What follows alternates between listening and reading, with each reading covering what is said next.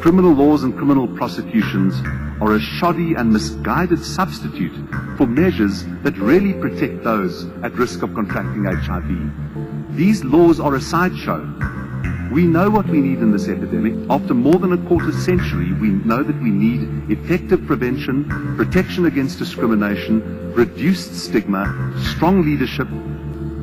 AIDS is now a medically manageable condition. It is a virus, not a crime, and we must reject interventions that suggest that it is a crime.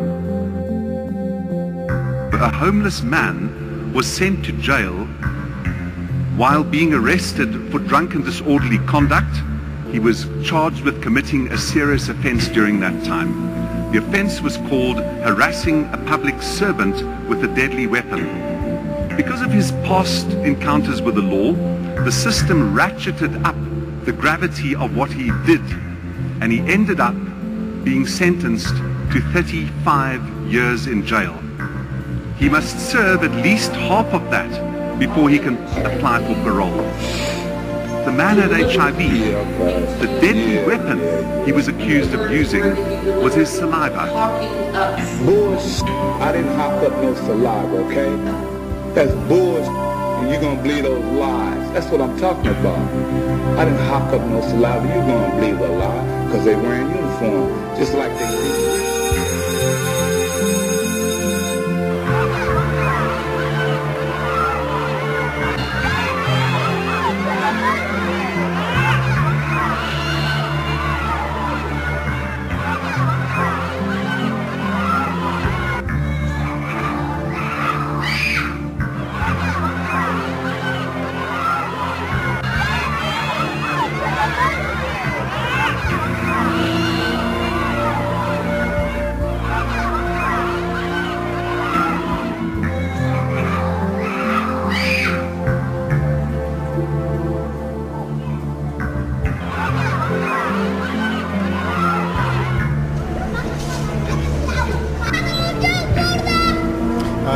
There's a case, I think, in New Mexico where a man was charged with aggravated battery with a deadly weapon after he spat on a police officer. And again, that the science doesn't go there, and it might seem a hard case to prove. Well, if that was Willie Campbell, he got 35 years for that, which is just a complete disconnect between the law and the science. It is shown that there's a very low likelihood that you can actually become HIV positive from exposure to saliva. Very low, close to vanishing in smallpox. That's right. And there's also plenty of science that shows that if you wear a condom, it reduces the chances of transmission by, I believe, over 90%. So you have this situation where the law reacted.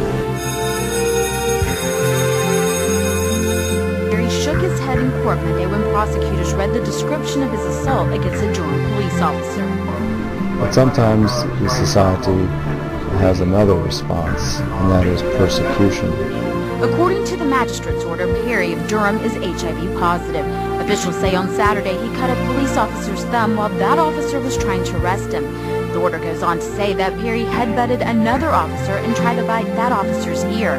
His list of charges includes several misdemeanors and felony assault with serious bodily injury, but that could change. Mr. Perry is engaged in the behavior described, knowing that he has a potentially fatal condition with the ability to affect others. I consider that a serious offense,